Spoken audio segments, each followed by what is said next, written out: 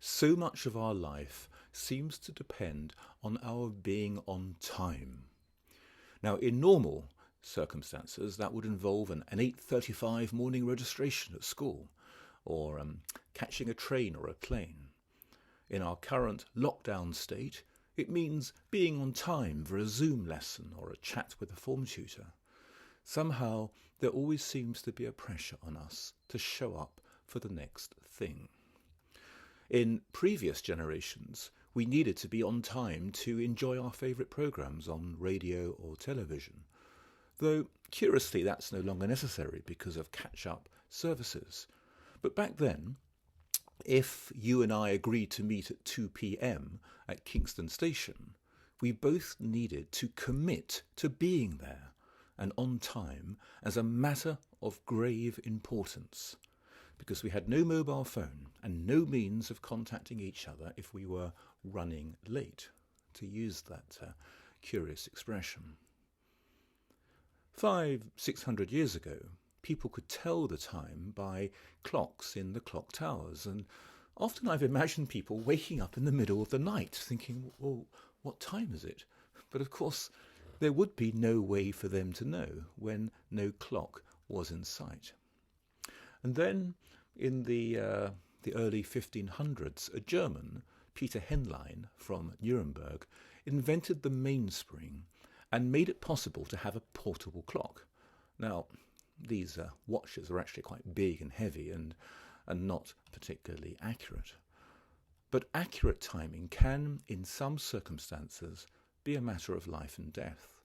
Navigators, for example, need a very accurate timepiece for working out their true positions at sea.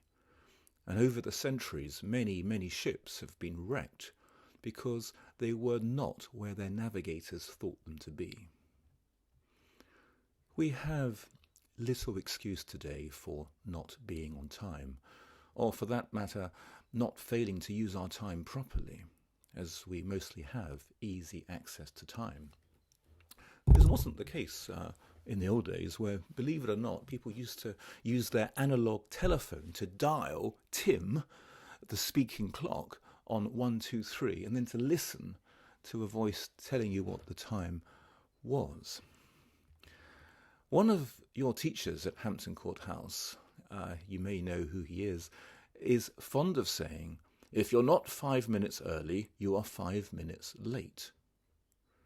And that is a remarkable maxim to live by, and one which people undoubtedly notice, that you're on time, punctual, and therefore courteous.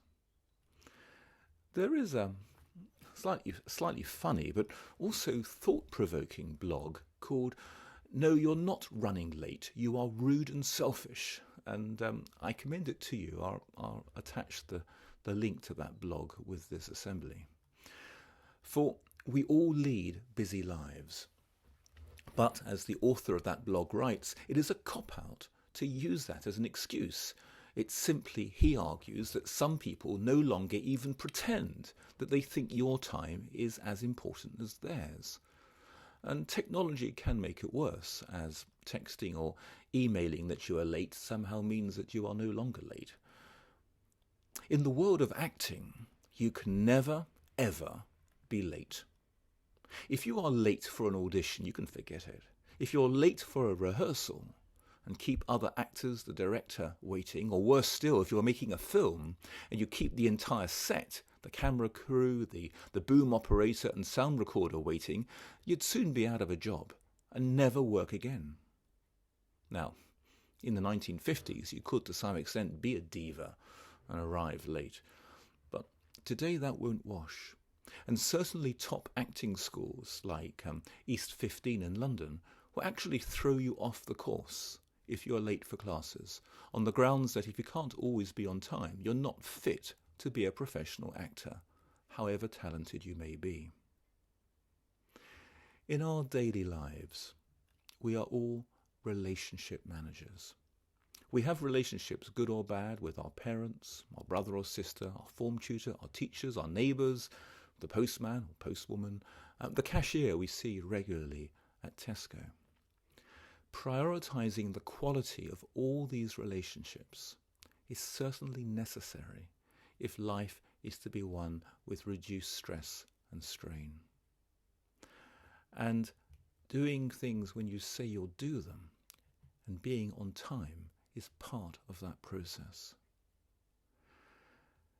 Is this not what schools are for? Not for learning facts so much. In many ways we can do this through our own independent reading or through enlightening YouTube videos.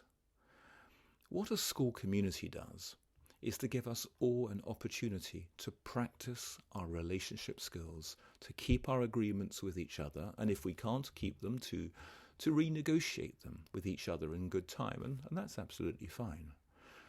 But it all requires mastery of time, thinking about time and how we use it. Time, unlike beauty or brains, is something which is equally distributed. We all receive the same 24 precious hours a day, and it's up to us to plan and to think about how we can best use them. Have a good day, everyone, and see how you can best use your next 24 hours. See you tomorrow.